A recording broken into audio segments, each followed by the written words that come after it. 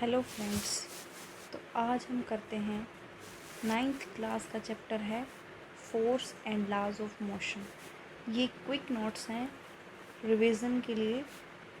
इससे revision best तरीके से हो जाएगी हमारी और बिल्कुल थोड़े टाइम में हो जाएगी। ठीक है, तो इसमें हम एग्जांपल्स के साथ करते हैं और हर ये जो नोट्स हैं ना, ये एनसीईआरटी के नोट्स हैं, जिससे मतलब हर चीज़ क्लियर हो जाएगी हमारी। इससे बाहर कहीं से नहीं आता। ठीक है, तो सबसे पहले करते हैं फोर्स। देखो फोर्स क्या होता है।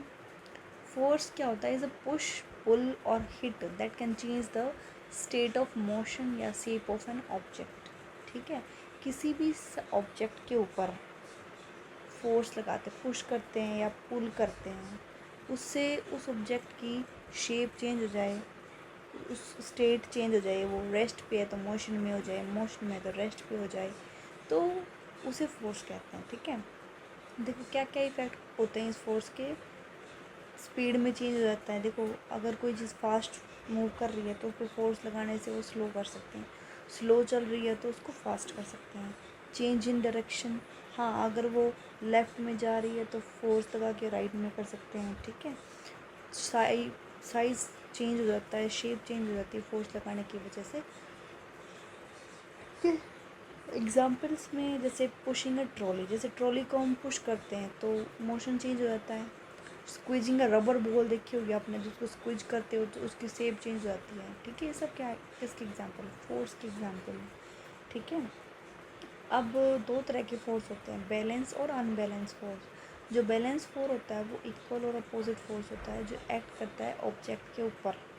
नो चेंज इन मोशन, इससे मतलब क्या होता है, ऑब्जेक्ट में मोशन में कुछ भी मोशन नहीं होता। उसमें क्या होता है, इक्वल दोनों साइड से, लेफ़्ट साइड से और राइट साइड से सेम फोर्स लगता है, जिससे क्या होएगा, वो ऑब्जेक्ट हमारा रेस्ट का रेस्ट पे ही रह जाएगा। उधर से भी लेफ़्ट साइड से भी उतना ही फोर्स लगेगा, राइट साइड से भी उतना ही फोर्स लगेगा, तो जिससे क्या होएगा, वो हमारा बैलेंस्ड फोर्स हो जाएगा। ठीक है, जैसे कोई ब्लॉक पुल करते हैं इक्वल फोर्स से दोनों साइड से, तो वो मूव नहीं कर पाएगा। ठीक है, ऐसे ही अनबैलेंस फोर्स है, अनइक्वल फोर्स है, ऑब्जेक्ट मूव करता है इन डायरेक्शन ऑफ ग्रेटर फोर्स। ठीक है, इसमें क्या होता है, ऑब्जेक्ट मूव करेगा, जिस साइड ज़्यादा फोर्स लगेगा उसी साइड मूव करेगा ना। ये अनबैलेंस है। चिल्ड्रन पुश करते हैं बॉक्स को harder than friction, box move कर जाए। जैसे कोई भी बॉक्स है उसके ऊपर ज़्यादा फोर्स लगाते हैं, नीचे फ्रिक्शन फोर्स भी लगा रहता है ना, जिसके साथ वो फ्लोर के साथ वो अटैच्ड है, वो बॉक्स, वो बीच में कौन सा फोर्स है, फ्रिक्शन की वजह से। तो फ्रिक्शन फोर्स कम पड़ जाएगा उस टाइम पे जब वो बाहर से पुश करेंगे। ठीक है, अब आता है Newton's first law of motion, law of inertia भी कहते हैं इसे। ये क्या है, an object remains at rest और in uniform motion in a straight line unless compelled to change its state by an applied force। ये कह रहा है कि ऑब्जेक्ट जब तक रेस्ट में ही रहता है, यूनिफॉर्म मोशन में ही रहता है, स्ट्रेट लाइन में, जब तक उसके ऊपर हम कोई फोर्स अप्लाई नहीं करते, वो एक ही यूनिफॉर्म डायरेक्शन में रहता है।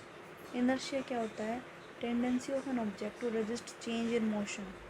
ठीक है, इनर्शिया क्या होता है, किसी भी ऑब्जेक्ट के पास उसकी टेंडेंसी, जिससे वो क्या होता है, वो रोक सके मोशन में जाने से। ठीक है, mass is a measure of inertia. ठीक है, डेली लाइफ में एग्जांपल्स देख लो, जैसे when brakes are applied in a moving bus में अप्लाई करते हैं, ब्रेक्स लगाते हैं तो पैसेंजर क्या होते हैं, आगे की तरफ हम फॉरवर्ड गिर जाते हैं ना, वो इनर्शिया ऑफ मोशन की वजह से होता है। ठीक है,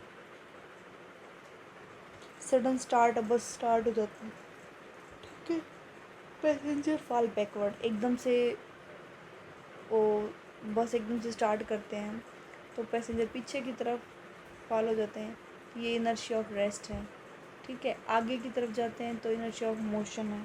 ठीक है, बैकवर्ड होता है inertia of rest. Sharp turn, passenger throw side way, इधर उधर जैसे टर्न लेता है बस वाला, कभी लेफ़्ट जाता है, कभी इधर हो जाता है, कभी उधर, ये पैसेंजर थ्रो साइड वे इसे शार्प टर्न की वजह से।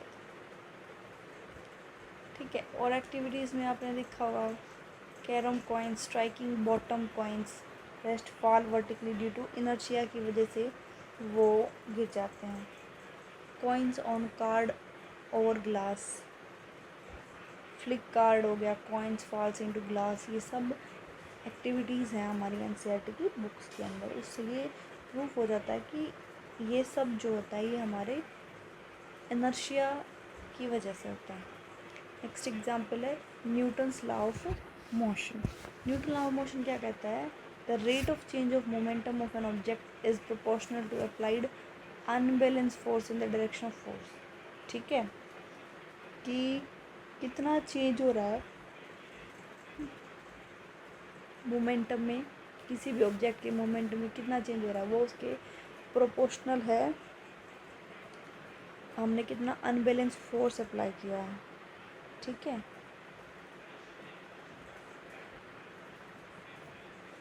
Force is equals to mass into acceleration.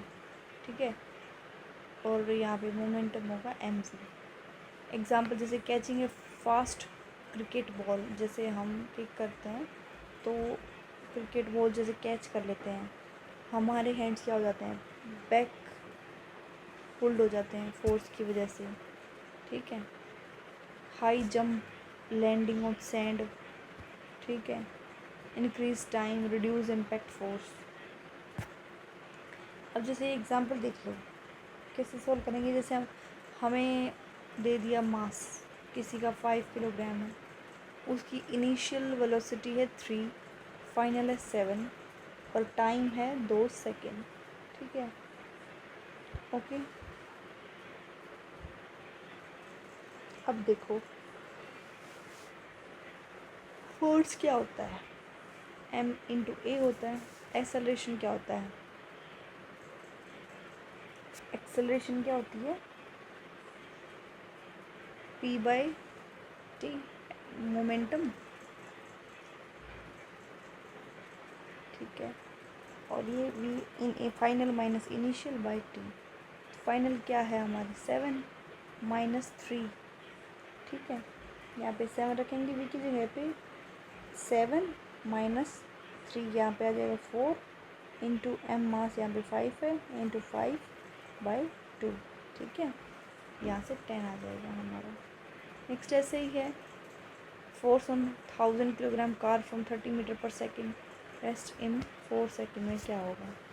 Initial इन्होंने नहीं दी, 30 सेकेंड फाइनल दे दी, बाद में नहीं दी इसमें। ठीक है, यहाँ से आया हमारा 7500 न्यूटन। ठीक है, Newton third law of motion आ गया। अब इसमें क्या रहा है? Every action there is equal and opposite reaction. ठीक है, हम कोई भी एक्शन करते हैं तो उसका इक्वल और उससे अपोजिट हमें रिएक्शन मिलेगा। Force act on different bodies.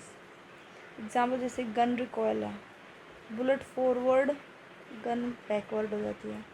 Rowing a boat, pushes water back, boat move forward, है ना।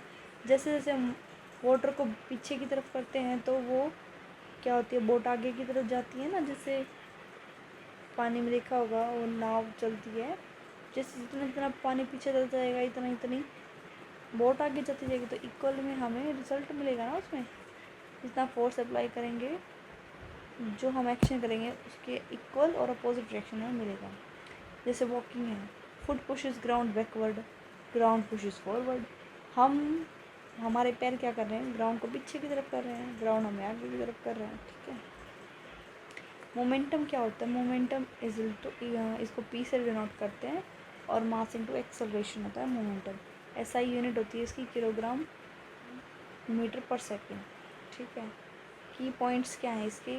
देखो, force of friction always oppose करता है मोशन को। ठीक है, जो नीचे जिस हम कहीं पर भी बैठे हैं, कुछ कोई ऑब्जेक्ट कहीं पर रखा है, ठीक है, तो वो जो फोर्स होता है ना, वो फ्रिक्शन फोर्स होता है। मास क्या होता है? Measure of inertia. मेजर क्या? Greater mass greater inertia. Important examples questions क्या आते हैं? Why leaves fall when tree is shaken? क्यों?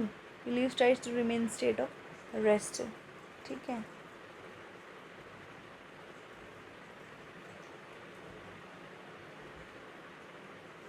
Momentum conservation, total momentum before and after collision remain same रहता है। कंजर्वेशन का मतलब कोई एक्सटर्नल फोर्स है। ठीक है, ओके गाइस, तो आज हमारा ये चैप्टर कंप्लीट होता है। क्विक रिवीजन हमने कर लिए, इससे बाहर कहीं से नहीं आने वाला हमारे एग्ज़ाम में। तो आई होप आपको अच्छा लगा होगा। Thank you guys.